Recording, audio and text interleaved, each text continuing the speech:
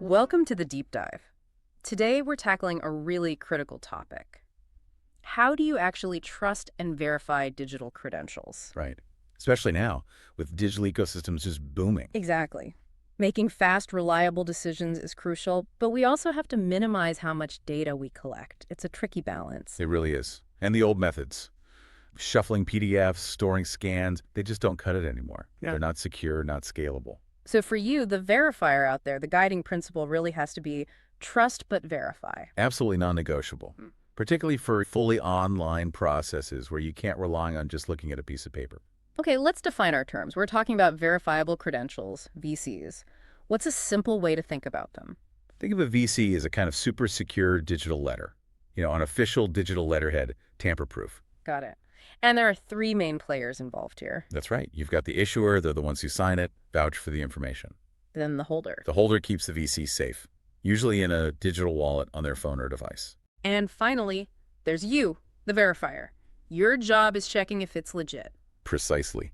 And how you check that is where it gets interesting. It's not just looking at it. Right, so how does that trust actually get built digitally? It leans heavily on cryptography and open standards, things like the W3C verifiable credentials data model and decentralized identifiers, DD. How do they work in practice? So when you get a VC, your verification tool uses the issuer's DID to look up their public keys. It's almost instant. And that confirms. It confirms the signature is valid and that the credential hasn't been messed with. It's like checking an official seal automatically, online. Okay, that handles the security side. But you mentioned data minimization earlier. What's the big privacy risk here? Yeah, the problem is duplication. Imagine having, say, your national ID number embedded in 5 different credentials. Oof, that definitely increases the exposure if any one of those gets compromised. Yes, exactly. It's a huge headache under privacy rules like GDPR or POPIA. You're just creating more copies of sensitive data. So what's the best practice then? How do we avoid that? Data minimization is key. Always prefer what's called selective disclosure. Right. Or using scoped identifiers. Yeah. Meaning, instead of asking for the actual ID number repeatedly, you ask for a credential that just confirms ID verified equals yes. Ah, okay. That makes sense. You get the confirmation you need without handling the raw, sensitive data. Precisely. It limits your risk, limits the holder's risk. Everyone wins. But wait, if we're just getting a yes, how do we know that yes is trustworthy? Couldn't someone just issue a fake yes? Ah, good question. That's where the concept of assurance comes in. Assurance. Okay, tell me more. Assurance is all about the evidence behind the claim in the VC. Who checked the information? How thoroughly? Can it be revoked if it's wrong? So it's about the quality of the check. Exactly. And your goal as the verifier is to choose the level of assurance that matches the risk of the decision you're making based on that VC. Okay, let's break that down. What are the common levels or patterns of assurance? There are broadly 3. The first is self-attested. So the holder just says something about themselves? Yep. I like pizza. I attended this webinar. It's fine for really low-risk things, like maybe joining a discussion forum. Minimal assurance. Makes sense. What's next? Issuer verified.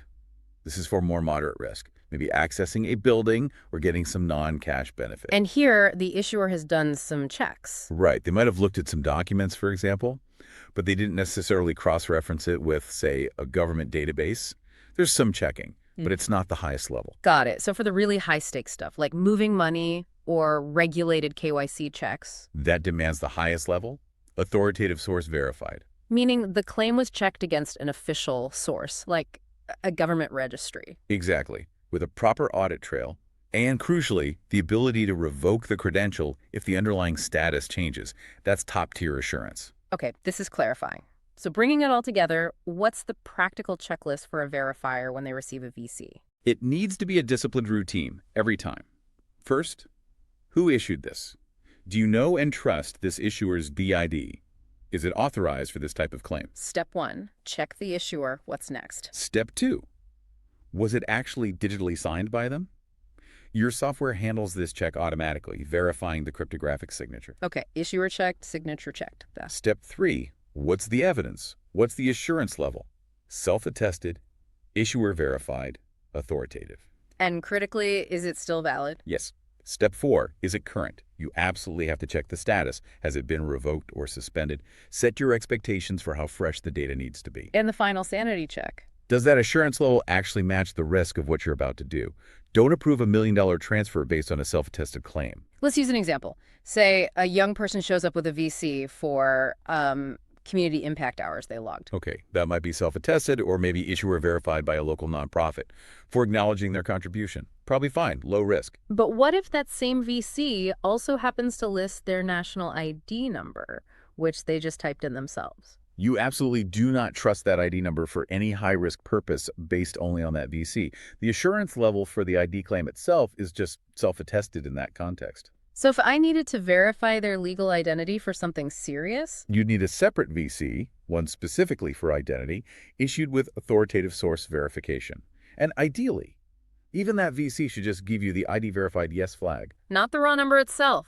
Back to data minimization. Always protect the data. So the big takeaway here seems to be consistency. Validate the issuer, check the evidence and assurance, confirm it's current, match to risk, and prefer those scoped yes-no answers over raw data. That's the path to scaling trust safely. It requires discipline, but it works. And it really shifts the focus, doesn't it? Away from just grabbing data towards verifying the integrity of the claim and the process behind it. Precisely. Think about that, separating the trust decision from the underlying raw data. Focus on the proof, the evidence, the assurance. That's a fundamental shift to mull over as you adapt your own processes for this digital world.